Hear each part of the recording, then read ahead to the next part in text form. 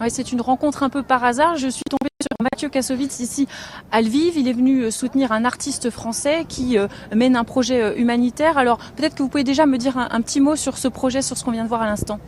JR, donc, est un artiste contemporain qui participe beaucoup dans les pays qui ont des problèmes humanitaires pour faire passer le message à l'extérieur. Ici, il a créé une toile de 40 mètres de long d'une petite fille qui joue et qui rigole, qui peut être vue du ciel, pour rappeler à tout le monde qu'il y a des enfants sur place.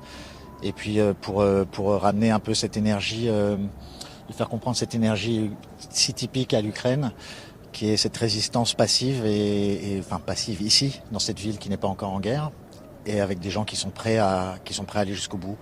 Donc on est venu leur rendre hommage et essayer de faire passer le message au monde entier. Ce qui se passe dans ce pays, ça vous touche particulièrement, vous, aujourd'hui ?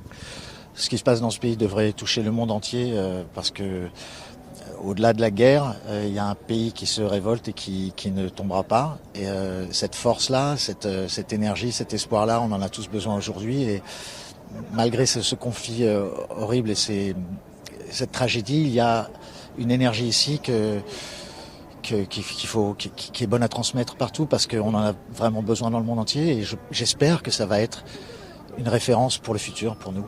Vous m'aviez dit que vous aviez tourné le bureau des légendes ici en Ukraine. Est-ce que vous avez vu cet esprit de résistance qu'on voit dans cette ville depuis quelques jours ?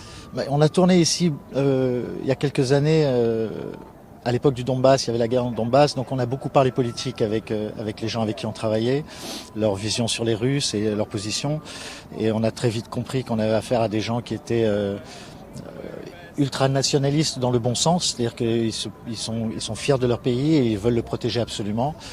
Et les Russes n'arriveront pas au bout parce qu'il y a un vrai pays uni et vous le ressentez aussi qui est complètement uni. Il n'y a plus aucune divergence politique ou quoi que ce soit. Tout le monde est uni autour de Zelensky, autour du pays, autour du cœur ukrainien. C'est absolument magnifique. Alors l'ambassade de France est toujours présente ici, l'ambassadeur est là. Il y a aussi donc JR qui est venu se mobiliser. Est-ce que c'est important cette présence française dans le pays ? Est-ce qu'elle est suffisante aussi ? La présence française est évidemment importante partout dans le monde parce qu'on a une image qui est une image humaniste à tenir et le fait que l'ambassadeur français soit un des derniers sur place, qui n'ait pas été rappelé par la France, prouve qu'on est là pour les bonnes raisons et je pense que c'est admirable. Pour le reste, on aimerait évidemment de pouvoir être plus actif et pouvoir participer d'une manière plus agressive à la limite, mais on rentre dans un domaine sur lequel je n'ai pas aucune compétence malheureusement. Dernière question justement, est-ce que vous voulez vous engager davantage pour l'Ukraine ? Est-ce que vous avez des projets en tête de ce point de vue-là ? Écoutez, je vous le dis honnêtement, si j'avais pas eu d'enfants, je serais venu. Pourquoi faire ? Pour être à leur côté.